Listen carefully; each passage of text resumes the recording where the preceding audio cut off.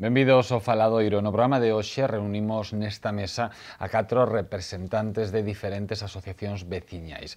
4 persoas que representan un pouco aos diferentes barrios e lugares de Compostela e entre todos tratarán de facer unha radiografía de o que está a suceder hoxe na capital de Galicia. Temos connosco a Antonio Martínez, presidente da Asociación A Xuntanza. Benvido, Antonio. Hola.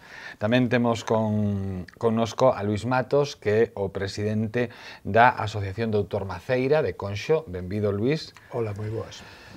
Debuta, porque é a primeira vez que ven a esta mesa, Susana Losada, que é presidenta da Asociación Veciñal da Pontepedriña. Benvida, Susana. Hola, gracias. E Lois Calvelo, que é secretario da Asociación Castiñeiro do Castiñeiriño. Como non. Hola, boas. Pois o primeiro que vos vou pedir é que cada un de vos digades como vedes a cidade. Maio 2016, cal é a imaxe que tedes cada un de vos da cidade? Quen quere romper o xeo? Comezamos contigo, Antonio. Pois comenzamos. Pois comezamos contigo. A ver, a pregunta exactamente era que imaxen... Que imaxe tedes de Compostela a maio de 2016, a día de hoxe? Bueno, eu personalmente teño a imaxen de que esta ciudad leva moito tempo e o día de hoxe sigue estando vacía de un proxecto de futuro, de un proxecto que volva a ilusionar a ciudadanía, sin o empresariado, os comerciantes, e que marque un pouco a folla de ruta, al menos, pos próximos 5 ou 10 anos. Isto é a miña modesta opinión, como estou vendo a cidade neste momento. Susana?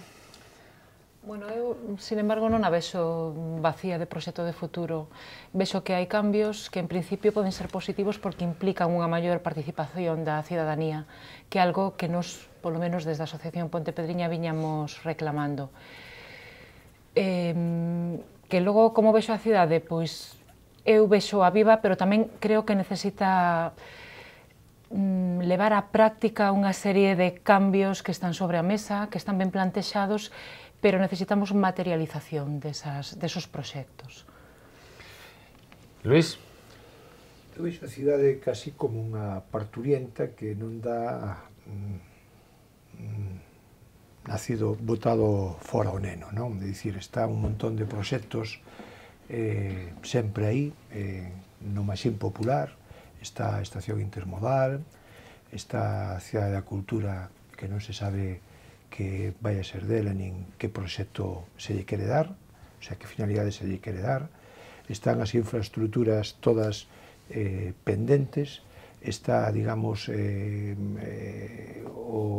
incluso a Facultade de Medicina, os hospitais, todo me parece que son non temos, digamos, unha visión, levamos moitos anos falando de proxectos que non dan visto a luz, está a estación de Silvouta, a depuradora, é dicir, hai moitísimos proxectos que están atrancados, que non dan salido, que levamos anos e anos falando deles e que han sido entorpecidos e que agora tampouco parece que agromen, non? En certa maneira, dá a sensación de que si se quere, pero realmente non chegamos a ningures. Entón, pareceme unha cidade en un parto distócico permanente que non dá concluído proxectos e que non damos botado a andiar, non damos, o sea, está moi parada desde fai bastantes anos xa.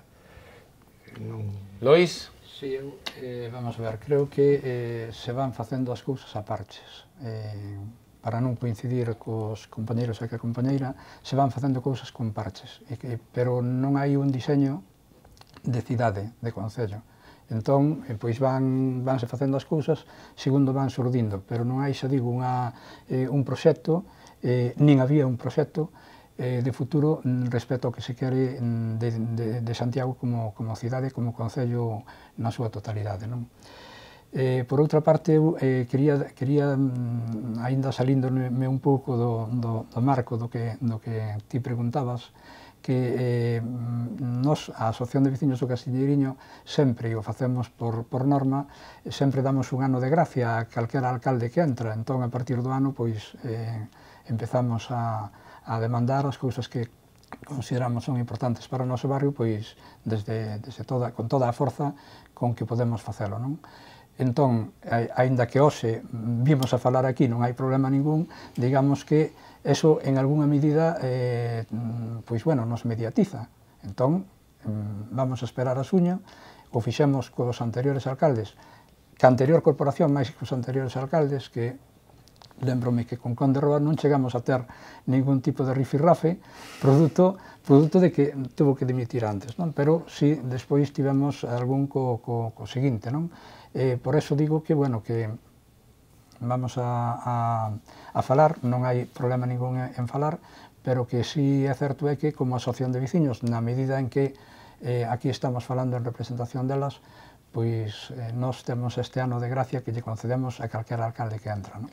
Pero o debate non é sobre o alcalde, claro, é que penso que o mellor aí estás tergiversando un pouquiño o tema. O debate non é sobre o alcalde, o debate é sobre a cidade. Hai un alcalde, lóxicamente, e calquera situación da que falemos, algunhas é a responsabilidade deste equipo de goberno e outras virán herdadas ou non teñen nada que ver con eles. Pero o debate é sobre a cidade, sobre Compostela, que eu penso que a cidade está por riba de gobernos, alcaldes, ideoloxías e demais. Estamos a falar da cidade dentro do punto de vista de diferentes asociacións. Creo que era... Se pode falar da cidade do punto de vista das distintas administracións. Tamén, aí quería ir. O Concello debe ser o motor pero hai cousas, Antonio, déxame dicir solamente unha cousa, despois sigues ti. Dicía Luís, falaba de proxectos, non? Como intermodal, hospitais e demais, que son proxectos que, en principio, non son exclusividade, responsabilidade do goberno local. Hai máis administracións, non? Que teñen que ver en que estes proxectos camiñen cara adiante. Para poñer un exemplo... Perdón, Antonio, despois continuaste co que ibas decir, que se interrumpín. Para poñer un exemplo, a estación depuradora de augas residuais é un proxecto que leva varias administracións, e todos, evidentemente, comprometidos en que iba a salir de inmediato. É dicir, fai pouco saliu nos distintos medios que máis do 52% de augas fecais salen en días de choiva libremente ao río Sar sin depurar. Non só está causando un problema medioambiental, digamos, os que viven río abaixo, do Concello propio de Santiago, senón a Bertamiráns e toda a zona do río Sar. A mí me parece eso, pois, que non é unha responsabilidade só dunha administración, é desta administración, que parece que, evidentemente, se lle pode dar un marxen de confianza, pero tiña que ter definido por que aposta, se pola estación en Silvouta, se pola estación no Souto. Iso o tiña que ter clarísimo, parece que non o ten, iso é un problema. Como quen di eso, pois di tamén a Intermodal. A Intermodal tiñamos que saber se se defendía o proxecto que estaba aprobado e consensuado ou se vai por un novo proxecto. Como hai unha representante de Pontepedriña, a Intermodal será un dos temas que trataremos. Entonces, no caso da depuradora, para xente que non o lembre, foi un proceso moi longo, porque houve problemas legais, houve suizos, houve denuncias por parte dos veciños. Houve varios estudios de impacto ambiental, houve vaivenes e tal, pero eu penso que os políticos precisamente están para iso, para dar solucións, convencer a veciñanza e desde logo axilizar os proxectos desde as distintas administracións. O que non é de recibo é que vayan alá máis de 15 anos. Eu recordo cando a ministra Isabel Tocino veu aquí a inaugurar a rede residual do colector e xa falou de un compromiso para a nova estación depuradora de Santiago, que xa daquela era unha necesidade. Bueno, pois eso todavía seguimos esperando. Eu penso que vou ter netos, que xa podía telos, pero en fin, non se puxeron pola labor que tiña que... Pola labor que debera, bueno, en fin, a realidade é que son proxectos que estamos fartos de falar dela, que lle damos 20.000 voltas e que realmente non ven a luz, non?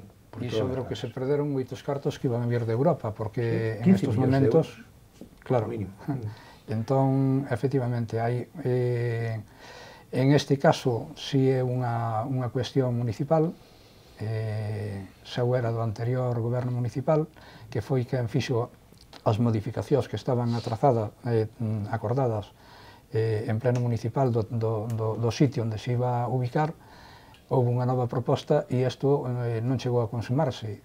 A realidade é que a estas alturas Silvouta sigue onde estaba, pero non sigue coas novas tecnoloxías que se van a implantar ali, non? Entón, a cuestión é que eso é unha condición que é importantísima, que se cumpla, co fin de que se solucione pois os problemas medioambientais aos que se refería antes Luís, e que son tremendamente graves. Eu, que ando pola Ponte Pedriña todos os días e que ando moi a menudo por Sar, pois o vexo ben. Hai días que o río, ademais, baixa con lodo. Non sei de que é, baixa turbio, totalmente. Entón, bueno, pois hai unha serie de cousas que se teñen que solucionar e esta é fundamental porque estamos facendo que haxa paseos polo lado dos ríos, etcétera, etcétera, pero logo, pois, habrá tamén que facer que os ríos vayan limpos, non? Cantos anos non levamos falando do aeroporto? Por exemplo. Antonio, que interrumpinche antes... A ver, falamos de como vemos a ciudad. Eu a ciudad vexo o dixen claramente, con a falta de proxecto, e que non estou culpabilizando, que quede moi claro, o Concello, sino estou culpabilizando unha serie de administracións públicas que teñen a obrigación de que as cousas funcionen. O Concello, e se me permitides facer unha aclaración, non é o responsable directo da estación depuradora. As estacións depuradoras son responsabilidade de xestión dos concellos cando están feitas, pero para facelas hai tres entes públicos que teñen que participar. Fomento, o Ministerio das Públicas, a Consellería, por medio de Augas de Galicia, e o Concello. Porque as augas que van a unha depuradora non son só as augas propiamente ditas de residuales, senón as propias augas das vertientes que teñen as calles. Entón, as depuradoras que se fan en toda Galicia teñen unhas financiacións al menos de 3 administracións, máis a municipal. Se non se fai a depuradora, o que ten que saber o Concello, ante todo, é en que sitio vai ir a... Porque aquí o problema é que non sabe en que sitio vai. Non, o sitio está porque hai unha sentencia que anula o emplazamento do uso, o sea, ten que volver onde estaba. Pois din que non o sabe. Bueno, vale, hai unha sentencia que se non recurren, que ten que recurrir, pero eu non veño aquí a defender a nadie, nin a acusar. Eu veño simplemente que a miña percepción sempre moi personal, porque eu non conocía as preguntas antes de ir, por lo tanto non podo defender o que a mellor outros compañeros da asociación non defenden, pero que sigo dicindo que falla esa folla de ruta. É dicir, hai unha serie de proxectos que non é unha responsabilidade directa do Concello. Directa, porque hai varias administracións involucradas. Chamamos de estación intermodal, o Concello é un actor máis aí, pois a hora de aprobar planeamento, a hora de aprobar proxecto, a hora de aportar o mellor terrenos, pero non é o único ente. Pois vayamos a algo que sí... Dito isto, eu creo que hai que, dunha vez por todas, poñer en valor o que alguén se encargou en que se fora diluindo ao largo do tempo. O Real Patronato e o Consorcio da Ciudad, que funcionou no seu momento e funcionou moi ben, atraendo inversión e solventando problemas de infraestructura nesta ciudad. Pero nos últimos anos, cando digo últimos, eu creo que xa nos últimos, hai 8 anos, o Consorcio está desaparecido, o Real Patronato está desaparecido. E ese é o órgano que consigue que as administracións se poñan de acordo e invirtan e tomen esas decisións en tempo, plazo e forma. Non temos estación intermodal, non temos depuradora, está sin cerrar o anillo de periférico, nin hai proxecto para iso. Santiago necesita, dunha vez por todas, isto non é frase miña, pero eu acopio, necesita que se dibuxe de novo a ciudad e como queremos a cidade dentro de 10 anos. E non podemos andar con isto de que ahora sí, porque hai uno ali que apoia, pero ahora non está este goberno, ahora xa non apoia, entón a ciudad estamos perdendo o ritmo e o tren do noso futuro. E non quero seguir co tema hospital, co tema... Non, imos algo moi concreto, antes de meternos por barrios. Realmente Compostela a día de hoxe é algo parecido á Lúa, está chea de cráteres? Hai máis fochancas que noutros tempos ou realmente pois, é algo que está a suceder e que se vai cubrindo, arranxando como se pode? Susana, que eres a que menos falas. Bueno, si, non falei moito hasta agora porque o tema da depuradora non o teño tan controlado. E aparte, algún día faremos un programa sobre a zona do rural e entón, bueno, é algo que afectanos a todos, pero bueno, se ven alguén del Araño, que é a zona onde está a depuradora, por iso quería centrarme máis en cousas que están no núcleo da cidade. A ver, fochancas. É un tema delicado, porque é o que primeiro se percibe. As fochancas, os baldosins levantados e algo que queima aos viandantes, aos automobilistas e a calquera goberno sin querer entrar en nada. Eu, honestamente, penso que non está peor que outras veces. Está mal, pero que eu, usuaria das vías, teño visto outros momentos nos que realmente estuvo igual de mal. É certo que necesita unha reparación urxente e, sobre todo, unha quizás maior inversión para dar máis celeridade ás reparacións. Tampouco vexo que Compostela este peor que outras cidades. Eu, bueno, son de Ourense, vou moito por Ourense e a veces teño, digamos, bueno, a desgraza ou a circunstancia de que teño que empuxar unha cadeira de rodas con unha persona adulta e Ourense está igual de mal. E tuvo unha administración diferente e agora ten outra administración distinta. Non vexo que sexa moito peor. Ora, o que sí que vexo é que realmente está mal e que necesita unha reparación. Dicía o edil de infraestructuras, creo que responsable da brigada de vías, Rafael Peña. Rafael decía, hai zonas que precisan reformas, decía en Radio Obradoiro, sí, decía, hai zonas que precisan reformas estruturais, pero son obras que valen millóns. Esos son un tipo de arranxos, pero despois refiro máis ás pequenas, non? A ese día a día que imos, non sei, por Vixada Cerca ou por outros lugares da cidade, onde realmente se ve ou se viu nun momento que había unha cantidade de fochancas ou reparacións de pavimento como aquí no Preguntoiro, non? Que estes días... Pasa que iso xa me parece que máis da pedra que pisas que xa é outra historia completamente diferente, non? A ver, pero eu creo que é todo o mismo, é dicir, a mí me parece que os pavimentos na ciudad están sometidos a un tráfico e a un peso de vehículos que en moitos casos non está calculado por ese tipo de vehículos. Aí somos sensibles, ti, máis eu, pola zona onde residimos. No, vamos a ver. Digo porque sempre está co adoquinado de San Pedro que se levanta cada pouco polo... Pero non é o problema de San Pedro, é o problema de calquer rúa, vamos a ver. Cando se reparou ou se reurbanizou ou se fixo a todo a pavimentación de Rúa Vasquiños, o tráfico foi derivado por Rúa de Coimbra, Juan 23. Esa rúa está destrozada. Antes non estaba. Que pasa? Porque non está preparada para absorber ese volumen de tráfico pesado e todos os días glum, glum, glum, glum. Vale? Entonces, eu conozco algo destos dos baches, pero non só na zona urbana, sino na zona rural. A mí o que me parece demencial que se faga unha inversión en reparación ou en pavimentar unha rúa e despois estén pasando coches po cual esa rúa non está preparada, ou esa pista. Por tonelaxe, por tipo de vehículo, e iso é algo que nos hará todos do peto de bolsillo. E se pode ter unha brigada, e 2 e 3, habrá que estar reparando continuamente. Caso Rúa de San Pedro. Na Rúa de San Pedro, está claro que o pavimento, unha cousa é agora no tramo que se arreglou, non son técnico, pero porque nos explicaron, é dicir, non se vai a fundir porque hai unha lousa de hormigón armado por cuestións estruturales, porque ali hai aguas subterráneas moi arriba, o sea, é dicir, a capa freática está moi arriba, entón hai unha lousa de hormigón fundido, e encima disso adoquín e pedra por cuestións de patrimonio, vamos a dicir, a Comisión de Patrimonio. Os técnicos han dito que o adoquín non é un material que poida resistir o choque de número de vehículos que ten o día. E só dou un dato porque a mellor non o conocedes. Pasan o día 250 autobuses urbanos. 252 para ser máis exactos. E curiosamente, o técnico que me explicaba isto do adoquín dixo, fíjate onde fan as arrancadas. O sea, onde o autobús arranque, fai a tracción á roda. E efectivamente nas zonas onde o adoquín se move. Entón, esa...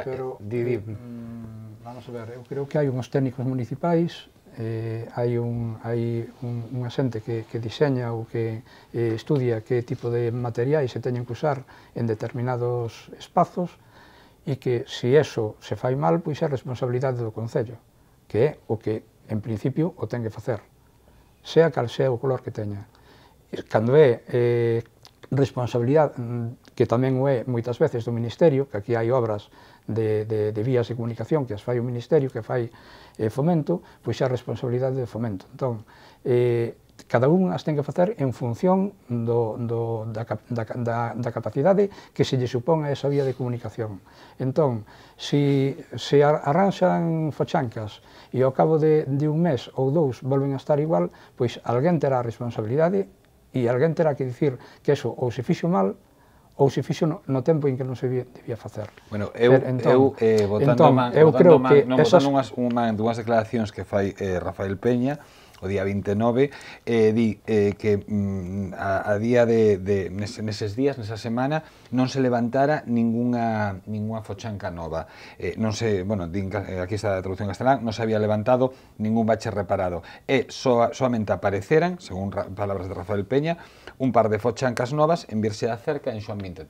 As fochancas teñen vida propia. Eu leo que as declaracións. Eu creo que, a ver, que as fochancas quedaron moitísimas do anterior goberno municipal, eso é evidente. Gústame que se herden as fochancas, que dun goberno a outro nunca escoitara todo agora, porque se botaron cousas en cara... Espera, un momento, Lois, por favor. Botáranse cousas en cara cando un goberno pasa a outro, non? Pois dende que deixaches as arcas baleiras, bueno, de todo.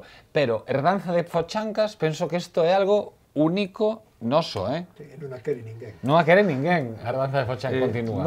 Nos que as vivimos, e agora mesmo hai unha boa parte delas que están solucionadas, eran pois cráteres, auténticos cráteres, porque non se podía circular con coche. E cando bueno, eu que vivo por ali, pois tiña que facer auténticas peripecias para poder salvalos, porque senón me podía quedar ali a roda ou o coche. Entón, bueno, pois agora mesmo está solucionado e vos, cal é o problema? Que hai en outros sitios que non están, e eu creo que evidentemente esos, ao marxe de que parten do anterior goberno municipal, porque estes dos aos que me estou eu referindo xa os había antes, pois a cuestión é que os hai que arranxar. E tiñalle que dar solución ao anterior goberno e teñe que dar solución ao actual goberno. Que non hai cartos, bueno, habrá que mirar que é máis urxente ou menos urxente. Eu non digo que máis urxente señan as fochancas, habrá que establecer criterios, pero teñenos que establecer eles. Porque para eso están elixidos. Aquí o que di que nos presupostos de 2016 había unha partida de 1,2 millóns de euros para mantemento. Vos tiñades en Conxo unha que era xigante, non? Sí, nós temos un cráter de que vos daba casi para unha piscina, non? Sí, daba medo, ademais, nos xa, debido a que se suma todo o que apuntaba Antonio e máis Lois e tal, pois un pouco o abandono e, por outra banda, tamén que o tema das obras do túnel que se están a levar a cabo, pois fixeron desvíos de tráfico e entón aí realmente os firmes sufren un estrés sobreengadido, pero bueno, iso é o que dice Lois, iso hai no que prever. Todo ten un desgaste, hai que facer o mantenimiento, o problemático é cando ese mantenimiento non se fai ou non se prevé, non? Nós, eso sí, pois estábamos pensando en facer unha guía, unha pequena guía para, dentro da Asociación de Veciños, para ilustrar a xente e darlle pois un pequeno manual de como salvar as fochancas, porque ademais algúns pois reventan as rodas e outros quedan ali sepultados e nos tememos que desaparezan incluso. Realmente as fochancas é un gravísimo problema e está aí, é dicir, non se vai a arranxar, hoxe as rebachean e mañán volven a aflorar porque veñen todos os problemas que apuntaba Antonio, que o tránsito sigue rodando, hai autobuses, podían pasar 400, entón ao mellor non 250, ao mellor en vez de arranxalas cada 4 meses, as habría que arranxar cada 2, pero as había que arranxar, e cando non se arranxan é un problema dos responsables municipales. E o tema é cando, por exemplo, xurde déficits de xestión, como por exemplo parece que está a acontecer, donde non se é capaz de contratar determinados servicios de reparación porque ou ben non se sabe ou ben se dá prioridade a outras cousas. Entonces, unha de dúas, ou non se sabe e non se contratan, como parece que tamén pasou, ou ben se dá prioridade a outras cousas. Por exemplo, a que? Porque, dende logo que dende o presuposto para a alcaldía que aumentou de 2 a 6 millóns de pesetas, según din os medios, pois entón, desde logo, desde aí non se arranxan as fochancas.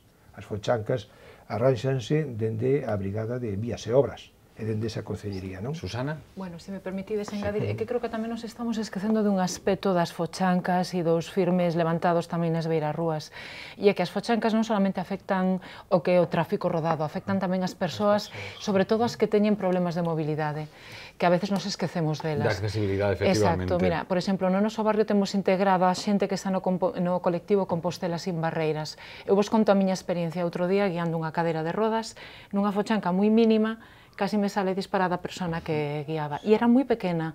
Un coche podes deixar a roda, pero se eu tiro a miña nai con seus anos, pois desde logo moitísimo peor. Entonces, a cidade ten que ser de todos temos que ter cabida e tamén temos que pensar que está excluindo, que este tipo de cousas exclúen a un colectivo.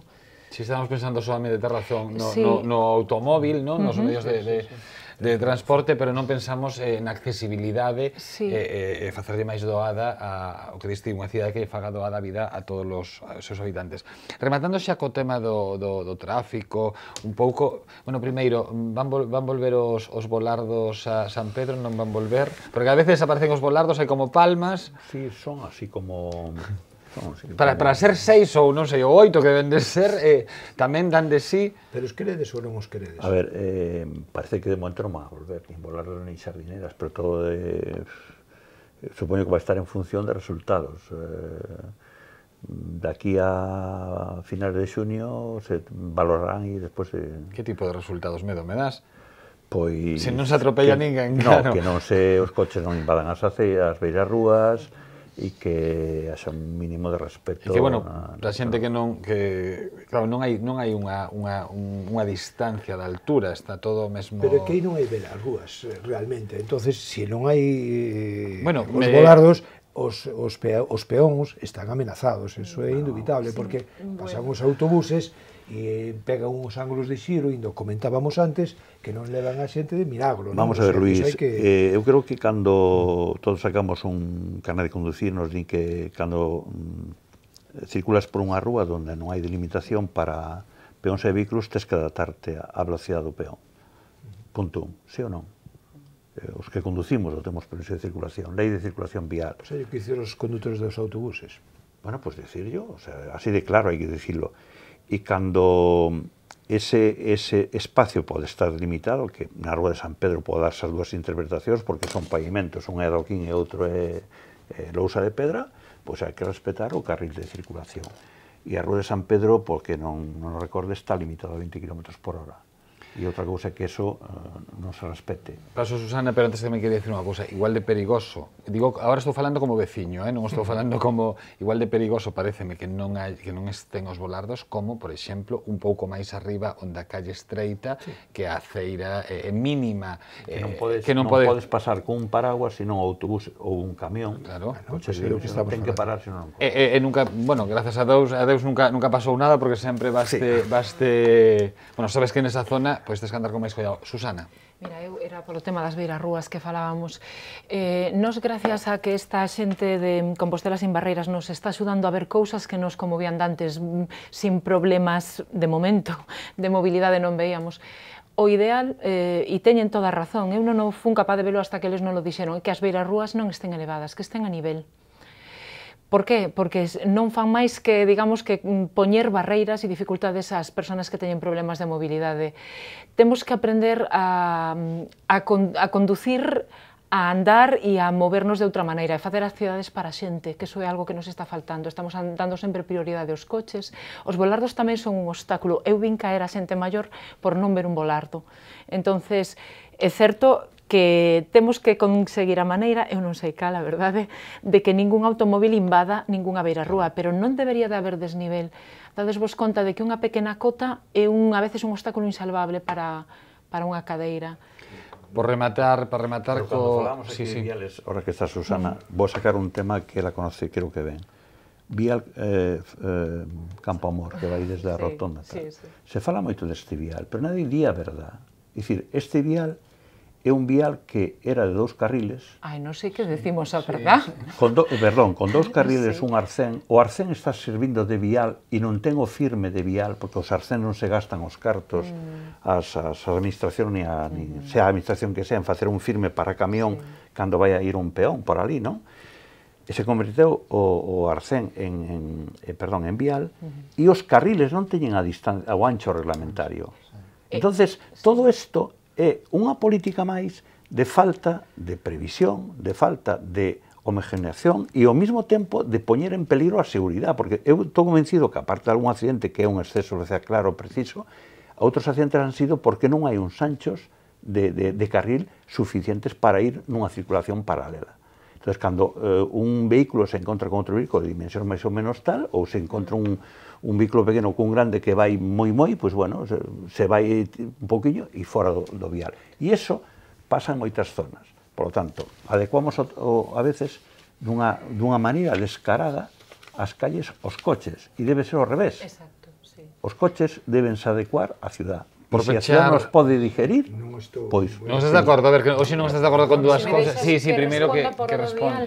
Eu solamente quería decir que é unha das nosas reivindicacións máis importantes. Queremos que o vial volva a ter os 2 carriles iniciais, porque ese 2 carriles de 2 de volta o está convertindo casi en velocidade de autovía. A veces é unha cousa que é unha barbaridade. Pero, Susana, recordo que se falou en moitísimos momentos e distintos políticos e distintas administracións do tema da estación intermodal. Sí, non? Ali se vai a trasladar. Sí. Bueno, eso cambiará a configuración do vial. Pero en ningún momento han falado que hai que modificar o plan xeral, porque hai que ampliar aí esa vía para outra zona, para outro lado, a zona verde. Nunca han falado desto. Eu me temo que se vai facer a estación e iso vai quedar sin facer.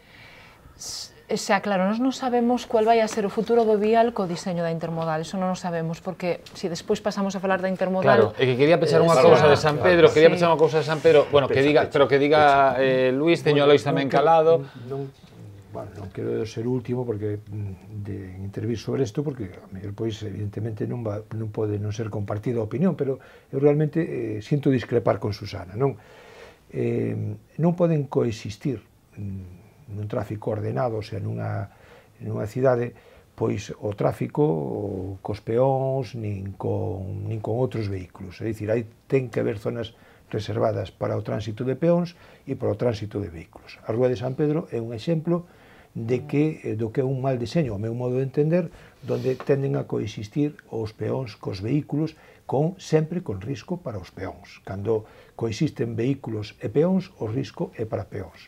E iso pasa nas cidades cando non están ordenadas, como aquelas imaxes que tiñamos do Cairo e demais, onde iban as guaguas e os coches e tal, mezclados todos cas persoas, pois iso supón sempre riscos e amenazas de accidentes para os peóns.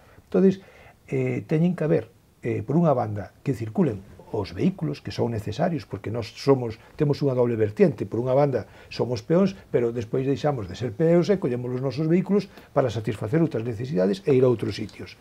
E o vehículo é un artículo de necesidade, non? Entón, teñen que estar perfectamente delimitados os espazos reservados. E ao mesmo tempo, eu entendo que a beirarrúa, ao meu modo de ver, que non son técnico na materia, pero que ten que ter un distanciamento e ten que haber un impedimento para que os vehículos poidan acceder, que é precisamente o sobrenivel. O que ocorre é que para as persoas con discapacidade e demais, teñen que haber pasos, no número que sea, habilitados especialmente para eles, que non nos hai en moitos lugares, que lles hai que rebaixar, que lles hai que dar paso, e teñense que ter zonas amplias en cantidade e en calidade, para que poidan circular as persoas que teñan pois esas discapacidades, non? Pero, dende logo, que eu non entendo outro tipo de deseño urbano que non sea pois as beirarrúas co seu desnivel para que non accedan os vehículos, se breve na resposta, se pode ser. Bueno, eu creo que temos que empezar a cambiar o chip. E creo que sí que teñen que estar zonas perfectamente delimitadas, pero penso que a diferencia de cota é totalmente prescindible. E só vos digo que durante 12 horas ou 10, ou se queredes incluso 5, empuxedes o que é unha cadeira de rodas con 60 kilos para comprender, xa non digo 80, para comprender o que vos digo, eso cambia moito a perspectiva, nada máis. Este é un tema quizás para tratar, Lois, que se teño caladiño, pero se breve que despois... Creo que probablemente eso está en función das zonas, non? Tampouco se pode aplicar o mesmo criterio para toda unha cidade. É dicir, hai zonas que son quizá máis peatonais ou que deberían ser máis peatonais, onde as limitacións de alturas terían que ser máis baixas e non as limitacións, senón que tería que haber máis rampas para poder acceder. Ali, en concreto, no vosso barrio hai zonas que non teñen ningún tipo de acceso, eu coñezoas porque ando por ali a diario, e son sitios que unha vez porque se achegan demasiado os coches ás beirarrúas, pero que están ben aparcados correctamente, pero sin embargo, pois produto do arbolado que hai, produto de determinadas cuestións, pois están as aceras levantadas, as beirarrúas levantadas, e polo tanto é imposible o acceso peonil, non? Entón, e despois aparte as alturas. Entón, hai zonas que está claro que hai que modificar, e hai outras que son menos salvables polo tema do tipo de vías de comunicación que son, non? En concreto, mellor, a rúa Morruibal, polo tipo de non elixe onde te quere vivir, polo tipo de por pechar un pouco por pechar este tema e por pasar a outro, esa idea deixada no aire de a posibilidade de facer San Pedro pseudo-peonil, de restringir o tráfico de algún xeito? Pseudo-peonil, restringir...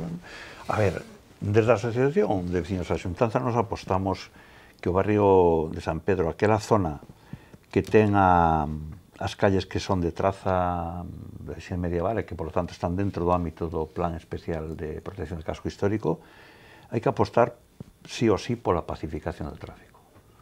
É dicir, non podemos seguir soportando o número de vehículos que pasan polas distintas calles do barrio. Non é só a Rúa de San Pedro que é a que máis se visibiliza, porque é por onde máis peóns pasan, senón Rúa Bonaval, Rúa Rosario, Rúa Belvís, Rúa Campo do Forno, que non ten salida, a veces encontran ali 5 coches, non se sabe facendo o que, porque buscan unha salida non sei a donde. É dicir, estas rúas teñen que ter un tráfico preferente de peatóns e os coches teñen que pasar a un segundo ou un tercer término, é dicir, exclusivamente os necesarios, por non decir os imprescindibles, por calidad de vida e por seguridade, nada máis.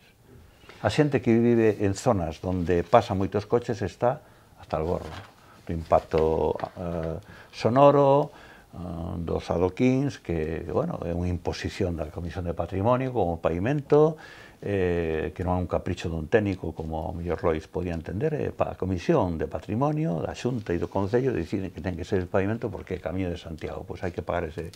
Entonces, non podemos soportar eses 5.400 vehículos ao día pola Rúa de San Pedro, datos, algo parecido por Rúa Rosario Bonaval, que se visibiliza menos porque hai menos peóns por ali, e isto, ademais, que está creando un problema de seguridade. No barrio está aumentando a población de nenos pequenos, o sea, hai un certo repunte un importante repunte de natalidade, e nos chegan, pois, xente preocupada de dicir que teño que levar o meu neno con 4 ou 5 anos da man porque de repente aparece un coche que me come e que me teño que arrimar á pared. Entonces, pois, isto é o que nos queremos. En 3 anos veremos, cambiando de tema xa, mudamos de tema, en 3 anos veremos esa pasarela que unificará o ensanche coa Pontepedriña. A nos gustaríanos vela, pero non estamos nada seguros. Isto é unha das partes do proxecto da que a que máis nos afecta. Claro, a que humaniza todo un proxecto de transporte, pero que humaniza unha zona e fai unha conexión, que había unha ruptura, non? Tamén falaremos pois de rupturas na zona de Conxo con esa rotonda, pero... Claro. Pois, a ver, nos tal como vemos as cousas, vémolo complicado, porque, además, eso está o que a Administración Central, está a DIF, está o Concello. Nos polo que apostamos, que aí sí que recibimos digamos, o apoio da Administración local, e por unha pasarela que una o noso barrio co centro, o noso barrio e o barrio tamén do Castiñeiriño, claro. O sea, todos os que estamos do outro lado, porque a cidade está partida en dous coas vías do tren. As noticias que foron salindo na prensa últimamente nos asustaron un pouco, porque era unha pasarela que se veía como moi bonita, moi vistosa, pero que o que unía era o vial Clara Campo Amor, donde non se vive, bueno, polo menos por ali non hai vivendas, co que sería o río. Entonces, logo estuvemos, bueno, nunha das reunións que hubo de mobilidade, e parece ser que a idea, polo menos, que vai a defender a administración local é que haxa un acceso desde unha plaza que se cree no noso barrio, na Rúa Ulla, e que se gane un espacio para o que os peóns. Sean 12 metros de ancho, non? Sí, pero claro, o problema é que se fala de facer unha pasarela provisional, digamos, máis cutre, sin ese ancho, para logo, se hai un rendemento, ampliala. Aí veñen os famosos, se hai non sei cantos, o número de usuarios... Exacto, se hubiera un número de usuarios X, que non sei cuál sería, entonces se faría unha obra de máis envergadura. Nós non queremos isto, nós non queremos nada malo, queremos que cando se faga algo bo. Se nos fan algo a medias, nos vamos a quedar con eso que vai a ser inoperante, vai a ser feo, e non vamos a gañar un espacio. Entendemos que é unha obra moi cara de infraestructuras, pero necesaria. É un espacio que ganaría non solamente o noso barrio, ganaría a cidade, con 12 metros de ancho, claro. Susana, máis caro foi o burato que hai na Cidade da Cultura e... por suposto. Nadie se lamenta. Que temos. Nadie se lamenta. Eu, por exemplo, onte estive vendo que non se me ocurrira como foi o proxecto en Oviedo, que se fixo coa estación de tren, que se creou un espacio enorme, claro, quedou media soterrada, foi unha obra, me imagino que carísima. Pero claro, quedou medio soterrada, a estación antigua quedou á vista, porque bonitas estacións, penso que hai que mimalas, hai que cuidalas, e logo que era o espacio das vías de tren se convertiu nun espazo para a veciñanza, un espazo para veciños, e esta pasarela... O sea, a estación Bella en Oviedo utilizouse como un espazo público e que a nova... No, a parte de arriba. Parte de arriba, exacto, é como unha tapa, e esa tapa se quedou como unha gran praza para eventos, para festas, para pasear, para todo, claro. Unha pasarela en condicións como a que estaba no proxecto original sí que nos permitiría, pois eso, digamos, algo que unise... Pero que sea accesible para todo tipo de personas. Exacto, ten que ter acceso, ten que ter un ascensor que funcione, porque hai un desnivel grande de 12 metros. E ten que estar pensada de forma que os veciños a usemos. O sea, non pode ter a salida en un sitio onde non a vamos a usar. Lois? Sí, bueno, eu con respecto a este tema é exactamente igual que Susana, non? Nos afecta a todos, a toda a zona aquela. Precisamente, nós unha das cousas que intentábamos é que cando se pusera en litixio, por así decirlo, a realización desta obra importante para o futuro da conexión da zona aquela con Santiago e Santiago coa zona aquela, Pontepedriña, Castiñeiriño, pois fora tamén con unha participación non só de opinión, sino de ver o que podemos dicir aos veciños, o que podemos achegar e que se faga un proxecto que realmente sirva para darlle vida a esa parte da cidade, non? Que non sirva para seguir rompendo a esa parte da cidade. Entón, é importantísimo nese sentido. É posible que a día de hoxe aínda non teñamos claro un proxecto do que vai ser porque aínda non está claro, non? Cal vai ser, como vai ser o proxecto concreto da intermodal. Elevase moito tempo falando de esta necesidade, porque ao final é unha necesidade. Por eso eu falaba ao principio do proxecto de futuro, porque eu estou farto de ir falar dese tema. Estou farto da depuradora, estou farto do cerrar o cinturón pola parte norte, estou farto. É dicir, hai que volver a dibuixar esta ciudad e repensala onde hai que repensar e involucrar as administracións.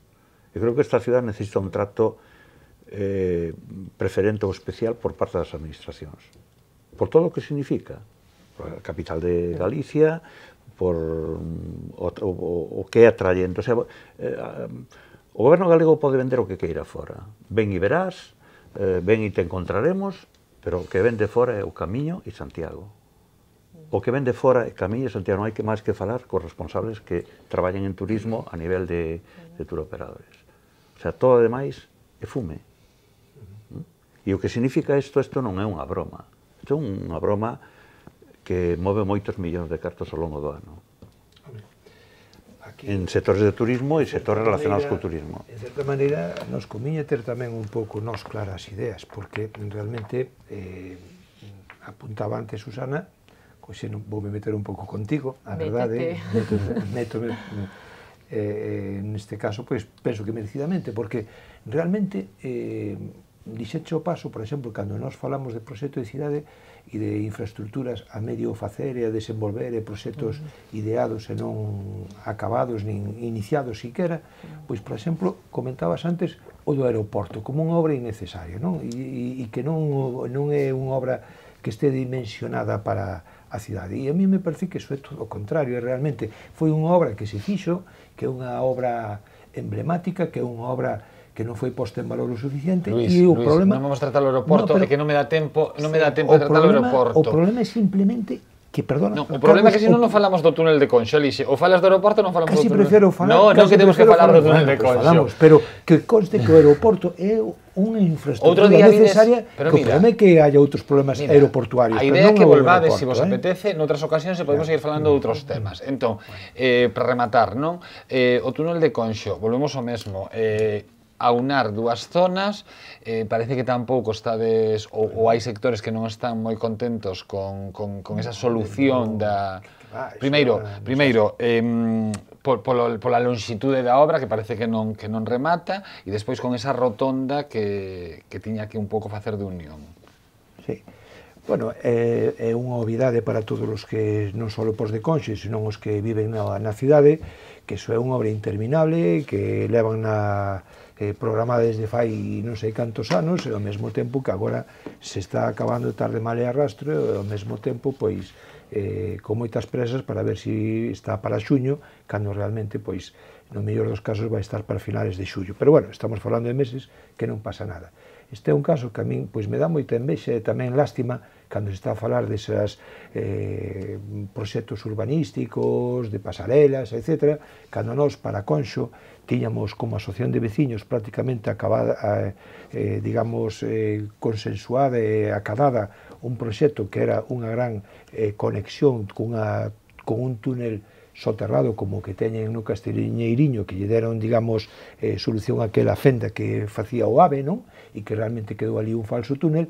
Nós tiñamos un proxecto similar consensuado co Concello, que lle dera o visto bo e ao mesmo tempo con Fomento, que era unir os dous laterales da Rúa Banquete de Conxo co Parque da Ponte Pereda, co cual nos quedaría un parque en superficie desde onde está a Ponte da Corredera da Cansa, pouco menos que ata prácticamente moi preto da rotonda, con un falso túnel con unha superficie, digamos, de tránsito normal, de conectividade, unha plaza que casi duplicaría do Obradoiro, non? E ese proxecto se desbotou por loitas e por oportunismos políticos e veu a dar nesta malparida, que me gustaría chamarlle, infraestructura que o único que fai é afondar todavía máis na fenda que xa existe e ao mesmo tempo deixar o que era unha rotonda, pois agora mesmo ali con unha especie de superficie que non sabemos nin en que vai a dar. Pero te confías que nun par de meses este rematado o túnel? Sí, vai estar. Eu que sempre apostei de que iba a estar hacia o final, que